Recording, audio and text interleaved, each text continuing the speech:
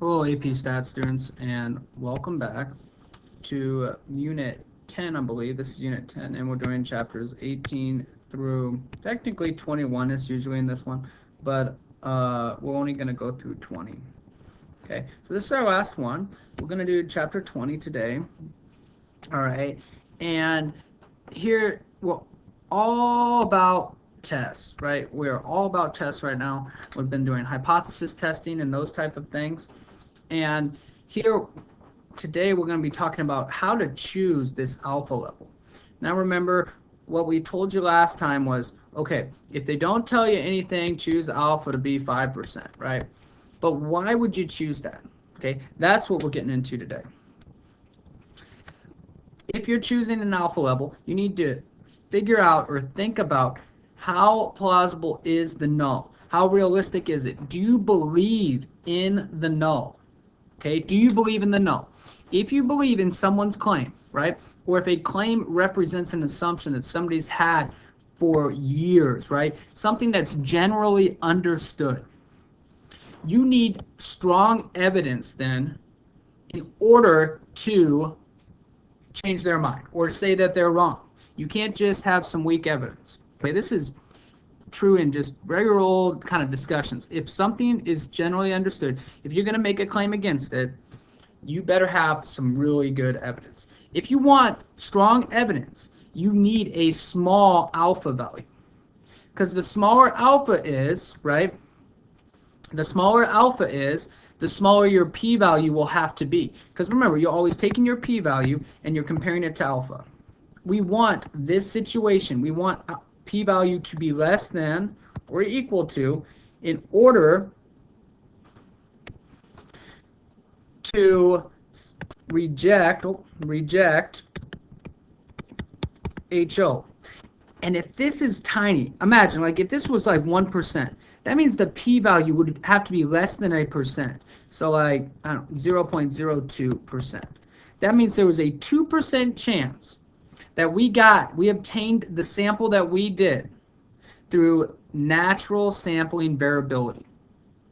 A 0.02% chance that we got the sample we got due to natural conditions.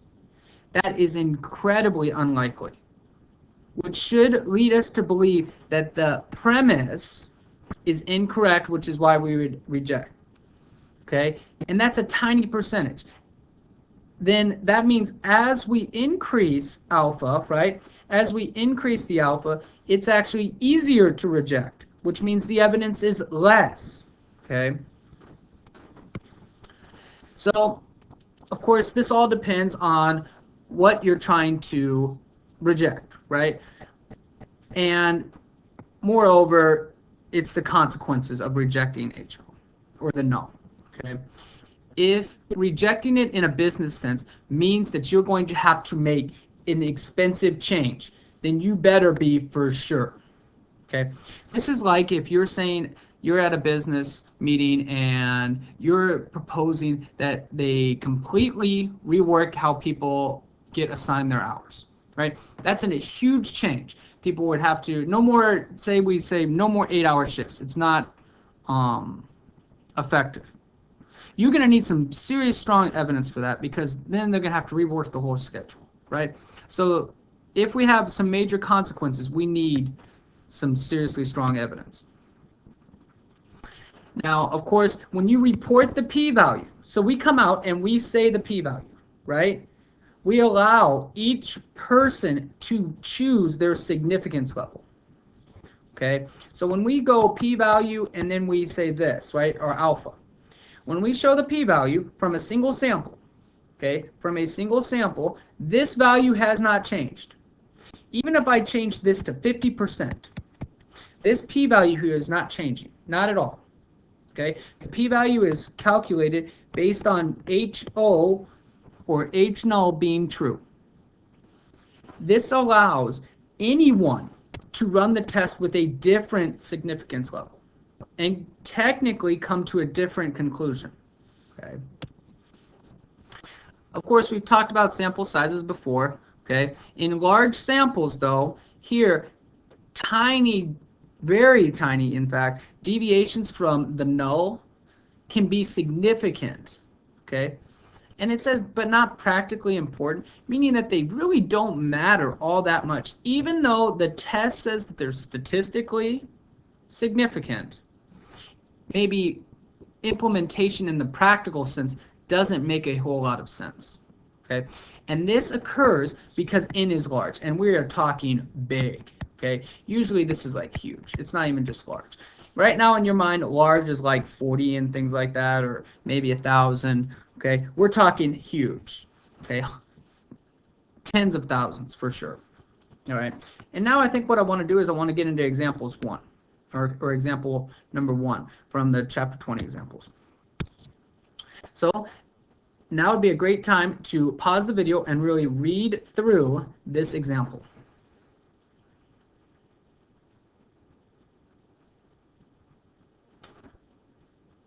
Alrighty, now that you've had a chance to read through the example, we are going to attempt to kind of do this thing ourselves. So it's talking about some vaccinated kids.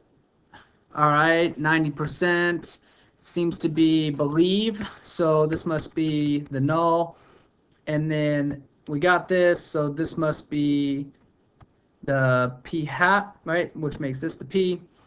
Okay, so that's not too bad. Got 13,000, that's n. And, okay, got a statistician, and they rejected the 90% hypothesis because they got a p-value of 0.011. Okay, that seems logical, right? It doesn't tell us what the significance level that they went after, but if we assume that it's 5%, right, this would definitely get rejected.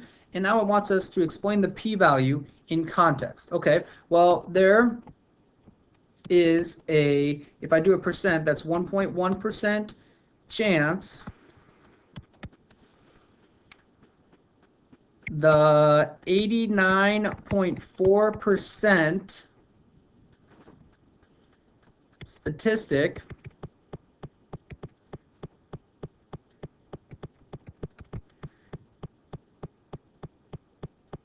was obtained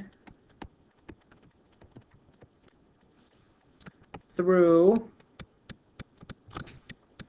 natural sampling variability. Okay. Now, there's a 1.1% chance that the 89.4 statistic was obtained through natural sampling variability, meaning there's a tiny chance that this change occurred because of natural sampling variability. Okay. Now, it's a tiny percent, right? The problem is that it was from 90 down to 89.4. So the second question here says the test is statistically significant, but is it important? So here's the big thing. Basically what we've said when we say statistically significant, we say there is evidence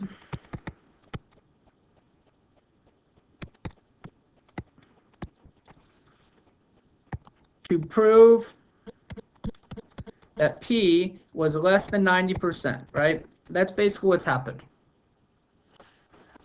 But is 0.6% drop really meaningful? And my answer to that would probably be no, right? Would probably be no. What would 0.6% now of the 13,000, right? Even there, so 13K, let's see here, second quit, that'd be 13, 1, 2, 3 times 0.006. That is 78 kids. That would be 78 kids, right? Were not among those that were vaccinated. Now, if that is a big number to you as a professional, then you would have to say it's important. Now, maybe 78 out of 13,000 we don't think is that big, which we would probably say no. Okay. All right, I think I said I only wanted to do number 1 there, so I'll go back to the notes now. And on the notes then, looking through it, we have types of incorrect decisions. We've talked about this a little bit already. Okay, we have already talked about this a little bit. We have this first type of error, which is type 1 error. You reject HO when it's actually true. Okay, basically we come through and we say somebody's lying, but they were actually telling the truth. This does happen. This happens, okay? In medicine, typically we go in thinking that, or hoping that we don't have a disease, right? So like the null is no disease. And the alternative would be have the disease. Well, what happens? Well, they test you, right? So then what ends up happening is they test you, they find out that you test positive, so we reject the null, we say, hey, we reject the fact that you don't have the disease, we conclude you do have the disease, creating a false positive. Okay? Same type of thing here in court of law, the null, we assume that you're innocent until proven guilty, right? So the alternative is that you're guilty. Oh, okay, I gained some evidence. I end up getting enough evidence to say that you are not innocent, right? I reject the fact that you think you're innocent, thus concluding you're guilty, when in actual reality you were innocent. This is an error. This is an error. Okay? The probability of us doing that is always equal to alpha. The probability of us making that mistake is the alpha level. Okay? So when we set our level of significance, we have to keep that in mind. We have to keep that in mind. Of course, we have another type. Okay, type 2 error occurs when you reject HO, but HO, or you fail to reject HO, but HO is actually false. You incorrectly believe HO. We never accept HO. Okay, we never accept it. We just couldn't disprove HO, but we should have, because they're wrong. Okay. So here again in medicine, right? In medicine, we assume that you have like no disease. The alternative then is you have the disease. So here what we would do, we'd gain some evidence, right? And we'd end up saying, hey, you don't have the disease. We didn't, the test came back, says that you don't have it, so we tell you that you don't have the disease. That's a problem because you actually do have it. So this is known as a false negative test. And in the justice system, this again, okay, you're assuming that they're innocent, thus meaning the alternative is that they're guilty. We say that we think that you're innocent because we couldn't get enough information. Oh, but in actual reality, you did do this and you are guilty. But we couldn't get enough information or enough evidence to say that you weren't innocent. Okay? And of course, this is another error, right? This is an error. We denote this error, let me get a different color here. We talk about this error as beta. Okay, if you know how to draw beta, you draw it from the bottom up like I just did there. Okay, and we talk about that being the type 2 error. All right, that is beta. Here, I think it's better for you to kind of look at this one, this setup here, versus me just talk about it. So now would be a great time to pause the video and really just kind of look at the setup here. So now that you've had a chance to kind of look it over, right, and dissect it a little bit, here we have the true things right here, okay? This is like what actually happened. And then over here on the other side, we have the decision that we made according to our test.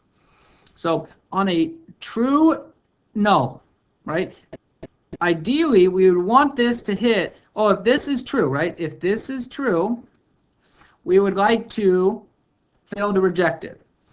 So that would be the correct decision down here. However, sometimes when it's true, we reject it. Okay? We send an innocent person to jail. They're guilty. That is type 1 error, and the probability of us making that is alpha. Likewise, okay, so if it's a false HO, right, an H null, then we should reject it. We should reject it over here. That is the correct decision. Now, we talk about that being the power of the test. We use the test to reject HO. Okay, to reject HO. We use a test to reject HO, thus coming to the correct decision of, oh, you're guilty. We say you're guilty, you go to jail. Okay, that is the power of the test. And then likewise down here we have type 2 error. It's a false null, but we fail to say that it's false. Okay, and that is type 2 error, and that is this beta here. Okay. And I think we're going to go through examples 2A through D now.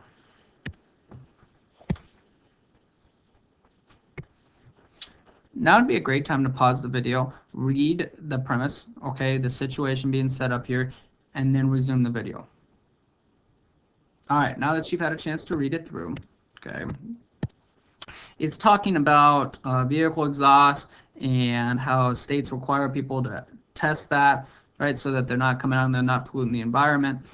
So how do they test that? Well, they take a sample of cars, right, and they make sure that the shop is actually following the guidelines because they've already certified those cars, the shop has, as okay. They'll revoke the shop's license if they find significant evidence that the shop is certifying vehicles that do not meet the standards, right? So let's just try to set up some general things here. The null would be the shop is good, right? Because they're supposed to be certifying vehicles that are good. So the shop is good at that, right? Then the alternative would be that the shop is bad or not good, right? It's not certifying good vehicles. So it says in this context, what is a type 1 error? Always set up your little hypotheses over here because I think it helps. Even though the problem doesn't say to do it, I think it really helps. So here, type 1 error. Well, type 1 is when I reject HO when I shouldn't have. So what would that mean? Okay, so I reject HO. So type 1, you reject HO incorrectly. Okay, so I'm basically saying if I reject HO, oh, I'm saying HA. So the shop is bad. When really the shop was good. Basically, I come out, I run my test, I end up finding out, or I end up saying, hey, this shop is not following the standards, we have to shut them down. When really they were doing exactly what they were supposed to. Well then, what is a type 2 error? Well, again, we got to think through what a type 2 error is. I should be rejecting HO when HO is false, right? Which was type 1 is, okay, you reject HO incorrectly. Well, then the second error would be you fail to reject HO, but you should have. So what does that mean? You fail to prove the shop is bad when really the shop is bad. Basically, you're saying, hey, the shop's good to go when it's not. Okay, that's the type 2 error. Okay, well, which type of error would the shop's owner consider more serious? This is where we get into this, right? You have to place yourself in this person's shoes. So the shop's owner, okay? Out of these two tests, which one are they going to be pissed about? Well, if the shop is bad when really the shop was good. If I come out and I think the shop's bad, what do I do? As the state, what do? I shut them down. Hey, on part B then, fail to prove the shop is bad when really the shop is bad. well then nothing happens, right? If I didn't prove that they're bad, they just keep running. So in this case down here for B, we have a bad shop running. And in case A, we have a good shop not running. Well, as a shop owner, which one do you think I'm going to be upset with? I don't think I can be upset if I'm not doing what I'm supposed to be doing, but I'm still running. So it's not type 2, it's type 1. Shut me down when I am doing everything I should. Okay. I am doing every single thing I should, and yet you still shut me down. But then, of course, we move on to the next section here, right? Which type of error might environmentalists? Ooh, okay. So environmentalists, well, what do I care about as environmentalists? The environment, right? I'm probably not mad if good shops get shut down, because really that just means that less cars are out there. But if a bad shop is still running, that means not only are more cars out there, but they're also pumping up, right, the atmosphere with more and more of these harmful chemicals. So this one is clearly then type 2. Okay.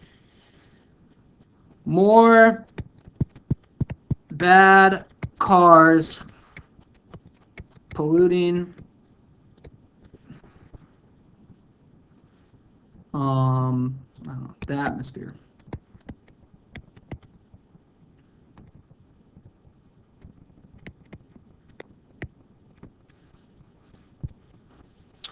Okay.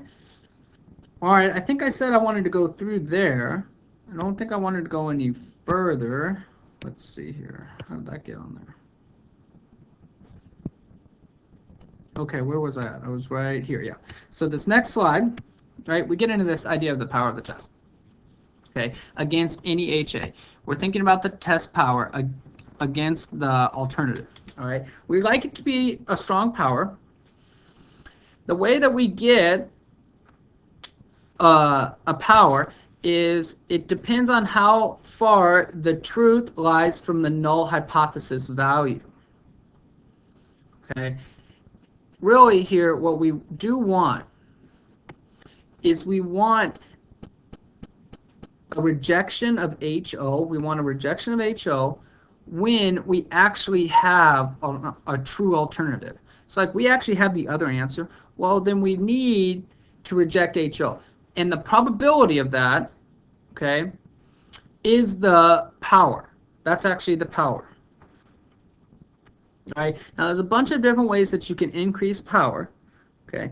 But in general, because beta is this power, right? Okay, it's used inside the calculation of power over here. 1 minus beta is my power. If I increase this beta, which is my error, beta is my error. If I increase the error, then my power goes down, right? That's what this line right here says. Thus, if I decrease my error, then I have a high power. Okay, then I have a high power of the test. A couple different ways. Increase the sample size. We've talked about this just over and over and over and over again. More data, the better. More data, the better. Okay. The second one is you can increase alpha, which is the strength of the evidence required to reject HO. Okay. The strength of the evidence required to reject HO though becomes less. Okay. And remember this section here, right? We just got done talking, oh, you're more likely to prove a claim if alpha is higher. But it's not always better to prove the claim, right? Because once I increase alpha, alpha is my type 1 error. Okay, so then we get into this mix, right? We start doing trade-offs. Okay, we want to be able to reduce the error on both sides, but at the same time have a high power of the test. Okay, and this kind of helps these two stacked on top of each other. If I were to increase alpha, right? So I have my line drawn right here. And if I were to increase it, right, I drag it this way here. Obviously, I'm getting more area here. So my alpha would be going up and my power goes up. The test is going to find, right, I am going to reject the null more often because I just simply have more area under here. I got more numbers, right? I have more numbers under here. I have more percentage, okay? So I'm going to reject HO more. Now, the issue when I start rejecting HO more is I could falsely reject HO when it's actually true. Well, okay, so then the trade-off of that is, let me get this out of here now. The trade-off is then, well, let's just draw another line here. Well, then fine. You know what? You're right. I'll just start moving it this way. If I were to move it out that way, my area down here becomes less, right? Which means I reject HO less. Like there's less chance to reject it because I have a smaller percentage down here, right? But once I'm doing that, you can see what happens to beta down here. Oh, this beta here, then I have all this area over here sitting on my beta. So all of a sudden now, I'm increasing once I increase the alpha, I'm actually increasing the amount of error that I make for my type 2. Okay, because I will fail to reject the null when I actually should have. The power of the test decreases because I have to have such a small percentage that it's so hard to get it, and that is why we have a lower power. That completes the notes. Okay, that completes the notes. We did get through all the examples. Now, because you weren't in class, unless you're just watching this video to help out, okay, as supplemental instruction, I would really be reading these pages, at least skimming them over, trying to get a better look. You can always supplement the instruction given on here with some YouTube videos, okay? There's plenty of great videos out there. Your assignments here, we are going to have a Frappy when we return, okay? So make sure you have that done.